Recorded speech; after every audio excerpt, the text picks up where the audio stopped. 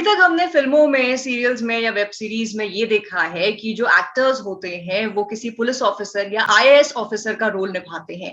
लेकिन आज पंजाब केसरी नवोदय टाइम्स से हमारे जो खास मेहमान हैं वो रियल जिंदगी में एक आईएएस ऑफिसर हैं और अब एक्टिंग की दुनिया में इन्होंने कदम रखा है और काफी पसंद इनको किया जा रहा है। और ये रियल लाइफ हीरो भी है क्योंकि अपनी ड्यूटी के अलावा एक इंसान होने की ड्यूटी इस पैंडेमिक में ये निभा रहे हैं और बहुत कुछ आगे बढ़कर कर रहे हैं। सो वार्म वेलकम करती हूँ मैं आज के हमारे खास मेहमान actor IAS officer Abhishek Singh का। So Abhishek, warm welcome to you. Thank you Nidhi, thank you.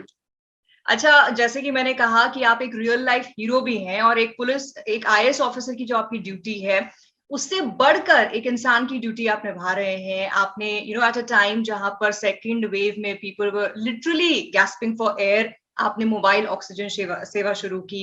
इसके अलावा आपने ड्राइव इन वैक्सीनेशन की फैसिलिटी जो है वो इनिशिएट की। प्लाज्मा का भी आपने एक ग्रुप बनाया वेयर जहां पे लोगों को मदद मिल सके।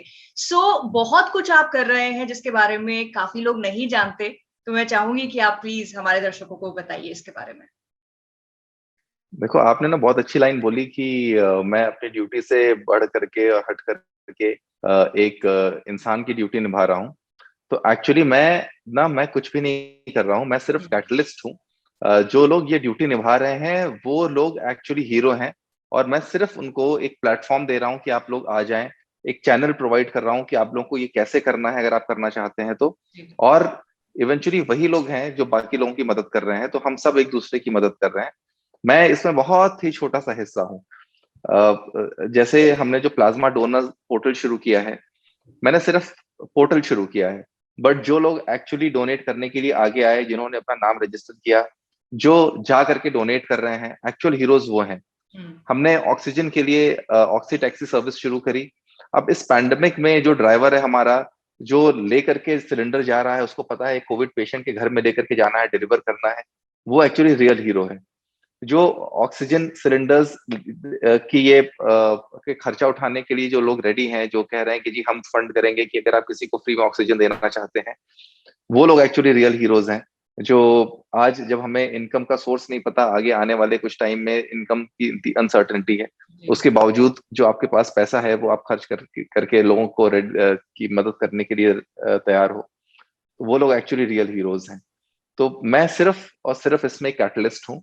मैं सिर्फ उन लोगों को जोड़ रहा हूँ, उनको चैनल दे रहा हूँ और सब सारा काम वो कर रहे हैं, तो पूरा क्रेडिट भी उनको ही जाना चाहिए। पर अभिषेक, मैं आपको बताऊं, आप बहुत हम्बल हैं इस बात को एडमिट या एक्सेप्ट करने में। बिकॉज एक कैटलिस्ट का रोल भी अगर मैं देखूं तो बहुत ही ज्यादा इंपॉर्टेंट था, कंसिडरिंग कि ये जो सेकंड वेव आई है हम उतने ही क्लूलेस थे जितनी की पहली वेव में थे, and this one being more dangerous, जहां पर लिटरली ऑक्सीजन की कमी थी जो हम बहुत ही ग्रांटेड ले लेते हैं जिस चीज को। बेड्स नहीं थे, वैक्सीन की कमी थी, लोग मदद करना चाहते थे but they did not know कि पॉइंट ए से पॉइंट बी तक कैसे पहुंचना है। तो वो एक धागा जो आप बने हैं ना, तो आई थिंक वो अपने आप में कम बात नहीं है। जी नहीं, थैंक यू। और पूरा मकसद भी यही था, जैसा कि आपने कहा। मैंने बहुत से लोगों को देखा जो लोगों की मदद करना चाहते थे, बट उनको एवेन्यू नहीं मिल रहा था, उनको तरीका नहीं पता चल पा रहा था कि कैसे मदद करें। बिल्कुल। और मैंने कोशिश करी एक रिलायबल प्लेटफॉर्म बनाने की, एक ऑथेंटिक प्लेटफॉर्म बनाने की और एक इफेक्टिव मीडियम बनाने की, जिससे कि आप एक्चुअली जरूरतमंद लोगों तक पहुंच पाए, उनकी मदद कर पाए और देख सकें खुद से कि उनकी क्या मदद कर पा रहे हैं आप। तो जनरली क्या होता है कि आप पैसे डोनेट कर देते हैं और आपको पता नहीं कि वो पैसे कहाँ जाते हैं।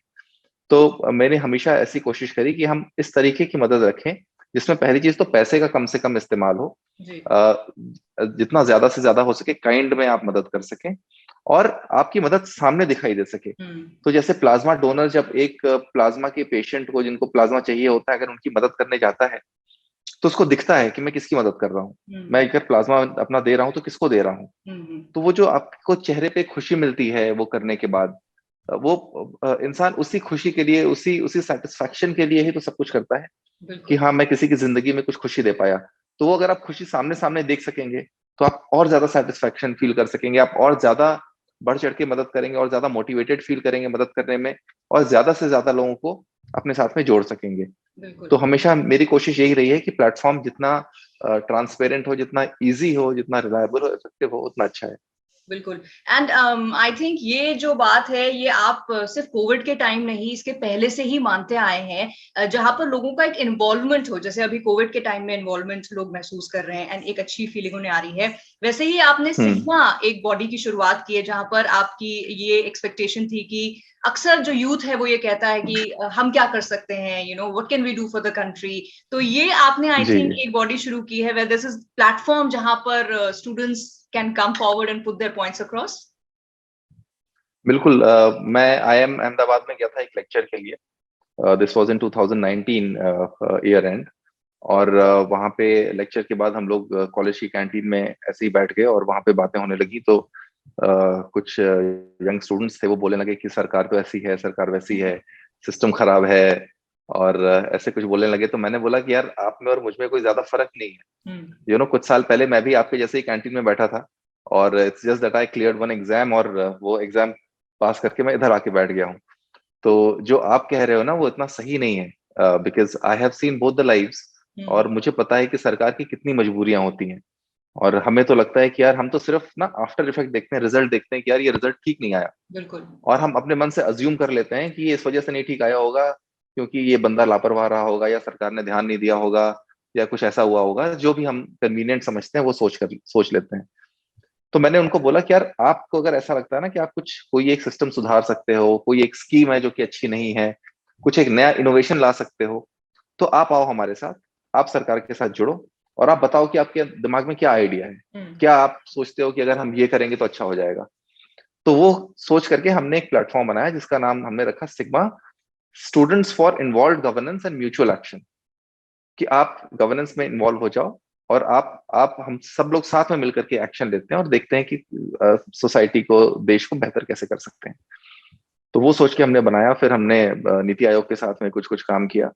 और फिर लास्ट वेव में जब माइग्रेंट लेबरर्स छोड़ करके चले गए थे, और फिर अनलॉक 1 शुरू हुआ, फैक्ट्रीज खुलनी शुरू हुई, बट वो वापस आने को रेडी नहीं थे। तो हमने उनको रजिस्टर किया अपनी वेबसाइट पे, हमने जॉब्स रजिस्टर कराई, जा करके फैक्ट्री ओनर से हमने पूछा कि आपको कितने लोगों की जरूरत है, किस तरीके के स्किल्स की जरूरत है। वो करके हमने उसको रजिस्टर कराया, और फिर वो हमने वो पोस्ट किया अपनी वेबसाइट पर। और हमने इन माइग्रेंट लेबरर्स को बताया कि जी अगर आप दिल्ली आओगे तो आपको ये सारी नौकरियां मिल सकती हैं। जी। तो अगर आप इसमें किसी में इंटरेस्टेड हो तो आप डायरेक्टली मालिक से बात कर लो, फोन कर लो कि जी हम आना चाहते हैं, और हमें क्या तनख्वाह मिलेगी, कहाँ रहने को कैसे मिलेगा, क्या होगा। और उसको भी एक फेयर आइडिया लग जाएगा कि मैं जिससे बात कर रहा हूँ, जिसको मैं नौकरी पे रखूंगा, उसको कितना कुछ आता है, क्या आता है, वो हमारी लाइकिंग का है कि नहीं, हमारी कंपेटेबिलिटी मैच करती है कि नहीं। तो उसके हिसाब से हमने ये शुरुआत की थी। और सिग्मा के कई बच्चे हमारे साथ अभी जो यूनाइटेड बाय ब्लड हमने शुरू किया है उसमें भी हैं, और उसमें भी साथ में काम कर रहे हैं हम लोग। Okay okay.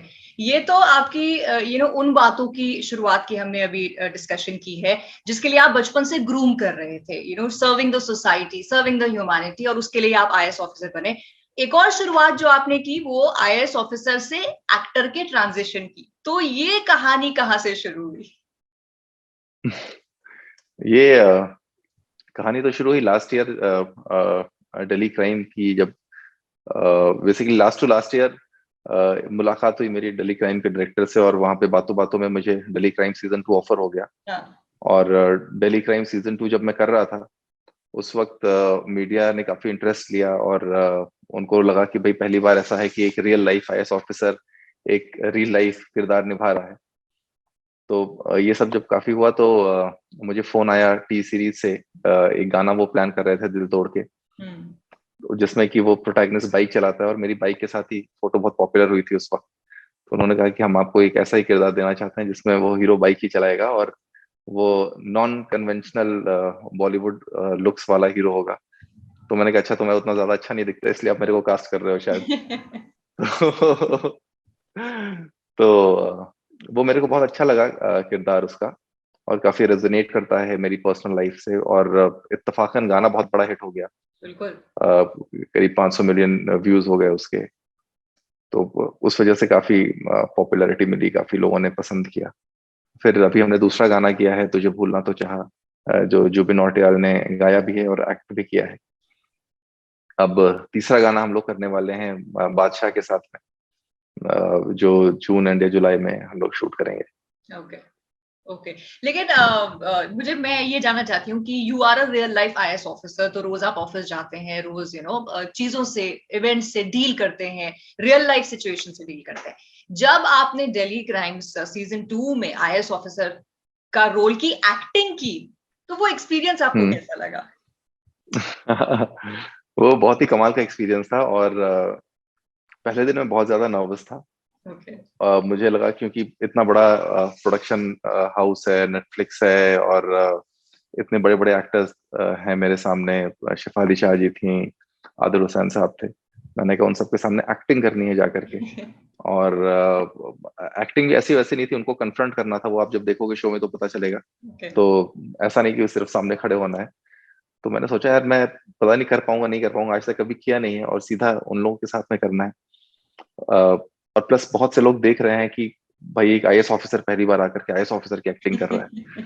तो मुझे लगा यार कुछ गड़बड़ ना हो जाए। तो मेरे एक दोस्त हैं मुकेश हावड़ा, उनको मैंने फोन किया। मैंने कहा कि भाई मुझे बहुत नर्वसनेस हो रही है, कुछ आप टिप्स दो।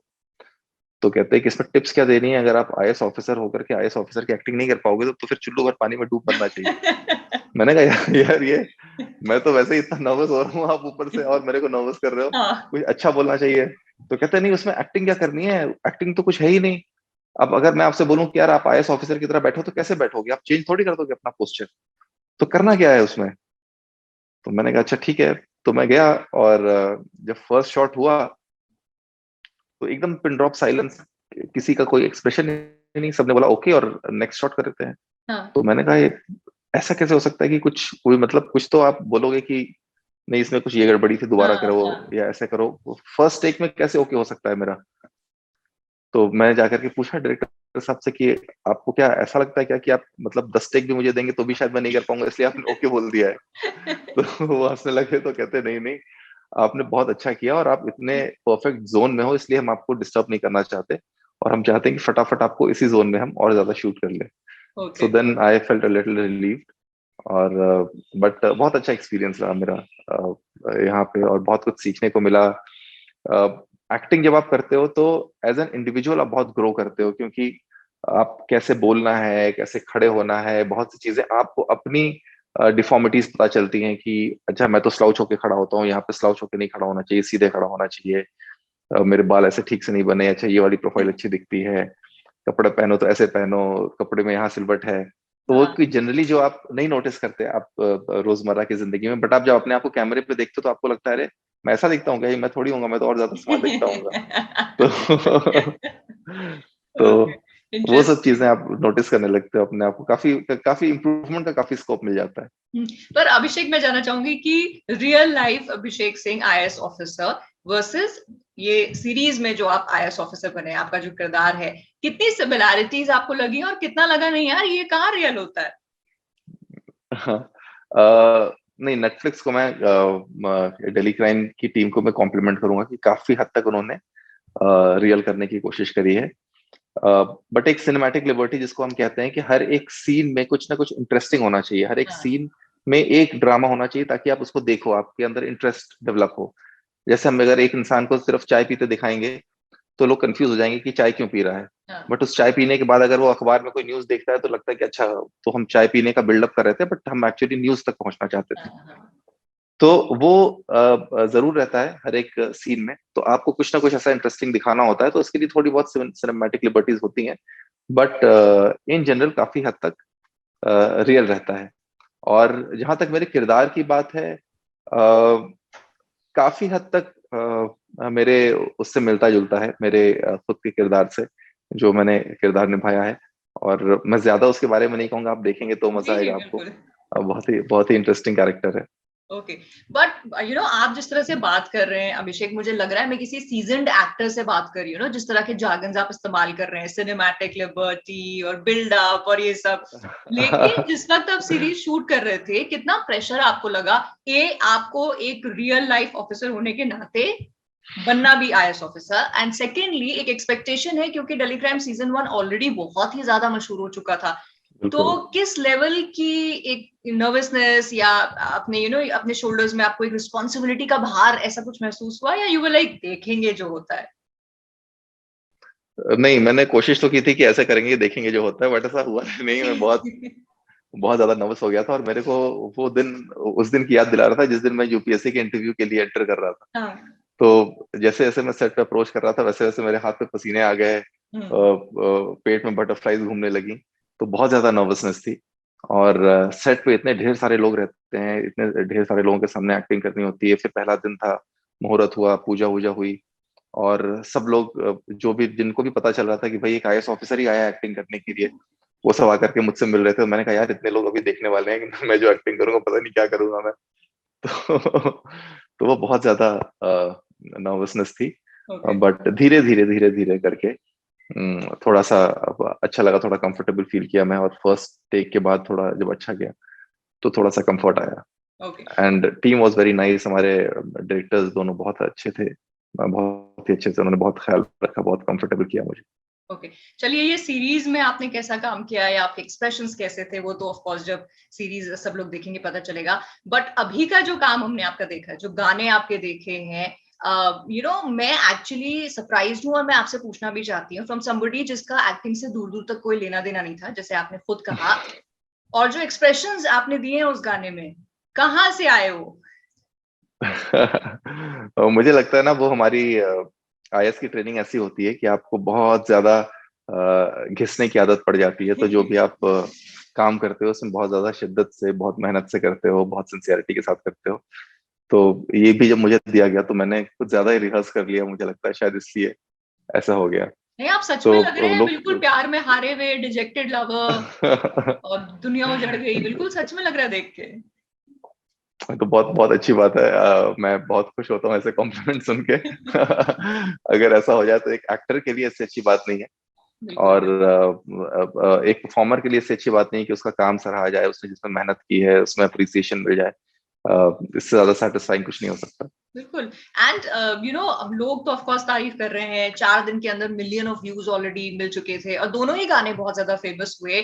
इसके अलावा डिग्नेटरीज ने, दोनों स्टेट्स के जो सीएम थे, मेघालय, अरुणाचल, उन लोगों ने भी ट्वीट करके आपको लिखा दैट दे थैंक यू कि वो स्टेट्स जो है उतने जी। खूबसूरत तरीके से दिखाए।